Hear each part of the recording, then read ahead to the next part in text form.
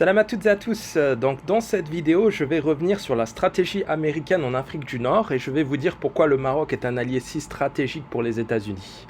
Le Maroc va être l'épicentre d'une lutte d'influence considérable entre l'Europe et les États-Unis qui risque d'embraser tout le sud de la Méditerranée. Vous allez comprendre l'attitude des Allemands et des Espagnols face à la reconnaissance de Trump. Je vais aller droit au but. Pour les Américains, soutenir l'intégrité territoriale du Maroc, c'est une façon de soutenir un allié historique, mais aussi de contrecarrer les plans de l'Union européenne dans la région. Les Américains ne veulent surtout pas que les ressources en terres rares autour du monde des tropiques aillent alimenter l'industrie automobile et militaire européenne. C'est aussi simple que ça. Le mont Tropique, qui se situe dans les eaux territoriales du royaume, a subi une tentative d'appropriation par l'Espagne qui a essayé d'étendre sa zone économique exclusive de manière unilatérale et en contradiction du droit international. C'est d'ailleurs un rapport du département d'État américain qui stipule noir sur blanc que l'Espagne est dans l'illégalité au niveau du droit international car les îles n'ont pas les mêmes droits que les États pour délimiter leur zone maritime. Les Américains sont au courant des agissements des Espagnols et de l'Union européenne qui, dans un esprit néocolonial, essaie de spolier les ressources du Maroc. Décidément, l'Union européenne est une malédiction qui doit disparaître. Le monde des tropiques regorge de cobalt et surtout de tellure qui est un matériel très rare utilisé dans la fabrication de certaines armes, mais aussi de batteries électriques. Le dépôt de tellure au monde des tropiques est 50 000 fois plus important que tous les dépôts découverts jusqu'à ce jour. Quant aux réserves de cobalt, elles sont équivalentes aux réserves du Congo. Avec ces dépôts, le Maroc pourrait produire plus de 250 millions de voitures électriques. On comprend mieux l'hostilité de l'Allemagne qui souhaiterait que ces réserves restent entre les mains sales de l'Union européenne. Mais c'était sans compter sur les États-Unis et désormais l'Angleterre qui a multiplié les rapprochements avec le Maroc. Je rappelle que c'est une compagnie d'exploration britannique qui avait découvert ces ressources en 2016, poussant l'Espagne à se précipiter pour étendre son espace maritime comme un chien se jetant sur son os. Le Maroc a fait la même chose en 2019 en légiférant sur son espace maritime au Sahara, créant de facto un conflit avec l'Espagne. Je pense que c'est à ce moment-là que les relations entre le Maroc et l'Espagne ont commencé à se détériorer. Après l'adoption des lois délimitant la zone économique exclusive du Maroc à 350 000 nautiques, des députés européens espagnols ont soulevé la question auprès du Parlement européen dans une motion intitulée, je cite, Maroc, l'illégale délimitation de sa zone économique exclusive. Le texte dit, entre autres, que le Maroc occupe illégalement le Sahara occidental et que par conséquent le pays n'a aucun droit sur l'espace maritime du territoire. Encore une fois, il y a en arrière-plan la volonté sournoise de l'Espagne de s'approprier le mont Tropique. C'est du néocolonialisme pur. À la fin du texte, les 6 parlementaires espagnols demandent au Parlement européen ce qu'il compte faire pour, je cite, défendre les intérêts de l'Espagne et par conséquent les intérêts de l'Union européenne.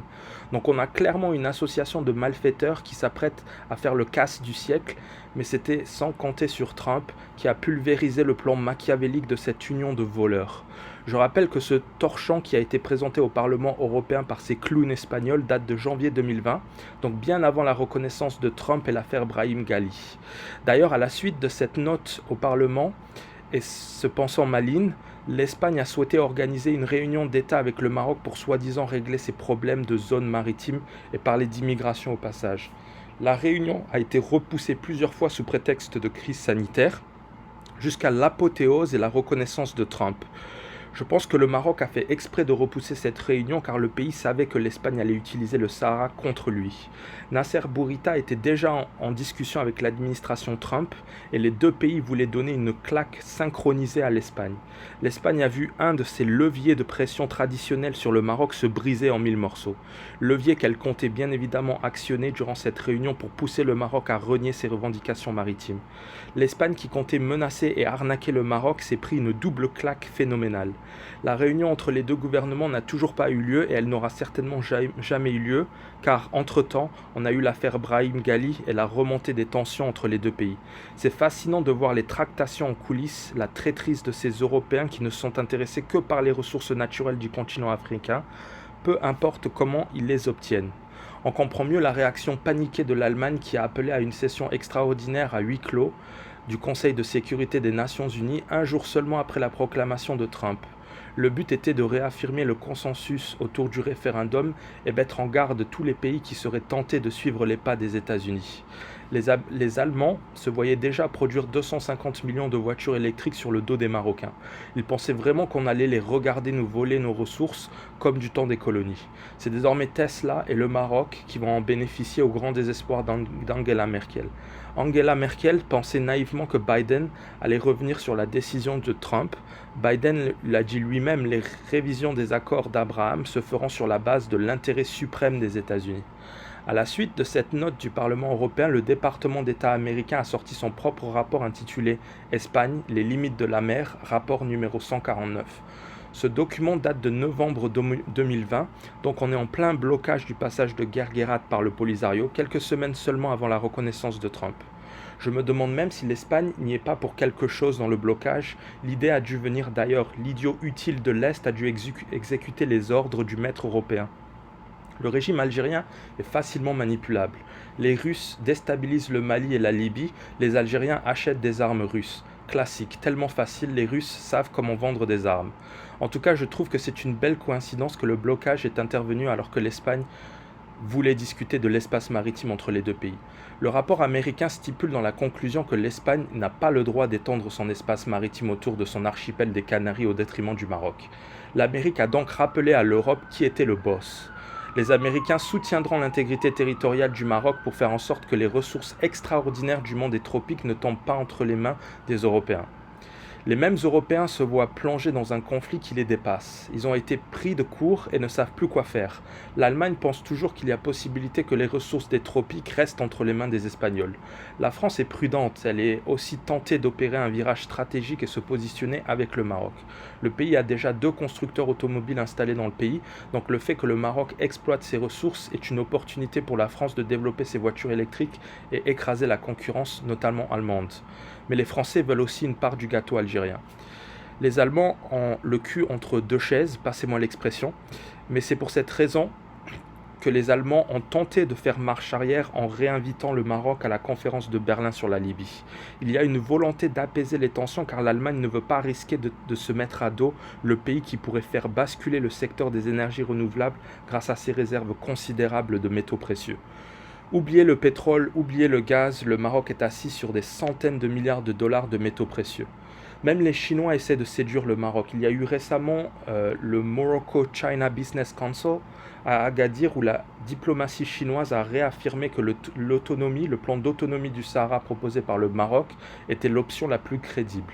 La Chine a longtemps soutenu l'Algérie, elle est désormais en train d'opérer un virage à 360 degrés et je suis certain que le monde des tropiques y est pour quelque chose. Il y a plusieurs événements qui confirment cette implication des États-Unis, mais aussi des Britanniques, qui ont repris leur liberté depuis le Brexit et se voient désormais en concurrent de l'Union européenne. Rappelez-vous, après le Brexit, le premier pays que les Britanniques ont visité, c'était le Maroc, pour signer un accord pour l'ouverture d'une nouvelle ligne maritime entre les deux pays. Les Britanniques veulent remplacer l'Espagne par le Maroc pour tout ce qui est approvisionnement en fruits et légumes, ce qui a dévasté les producteurs espagnols qui accusent désormais le Maroc de tous leurs maux. Ils blâment le Maroc de leur avoir pris le marché britannique. Il y a eu aussi l'accord commercial avec la Grande-Bretagne qui a inclus pour la première fois le Sahara marocain. Cet accord a été attaqué par le Polisario, ce qui devrait pousser Boris Johnson à reconnaître la marocanité du Sahara très prochainement. Je peux aussi citer le câble électrique sous-marin qui devrait relier un méga projet éolien et solaire au Maroc à la Grande-Bretagne. Un autre événement important qui confirme cette nouvelle stratégie américaine, c'est l'éjection de l'Espagne par le Maroc des exercices de l'African Lion 2021, sans que les États-Unis ne disent un mot à ce sujet, comme s'ils approuvaient la décision du Maroc. Il y a eu aussi les exercices navals maroco-américains à seulement 50 000 marins des côtes des Canaries, ainsi que le survol de l'espace aérien des îles, comme pour menacer l'Espagne. D'ailleurs, celle-ci n'a pas protesté. Enfin, il y a une crainte en Espagne que les Américains déplacent leur base militaire de la Rota en Espagne au Maroc. Les Américains ont fait des repérages pendant les exercices de l'African Lion et des responsables du Pentagone ont déclaré publiquement que l'Espagne n'était pas un territoire stratégique pour l'Amérique et que celle-ci avait plus intérêt à se rapprocher du Sahel.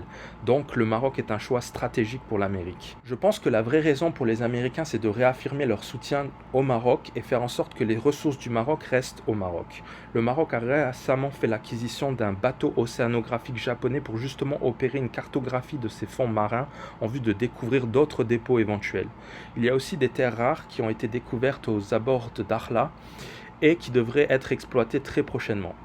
Le Maroc a les moyens d'être un géant de la batterie électrique car on a les principales ressources minières pour les produire. On a du phosphate, de la fluorine et du cobalt que l'on vend aux Allemands alors qu'on pourrait produire des batteries chez nous.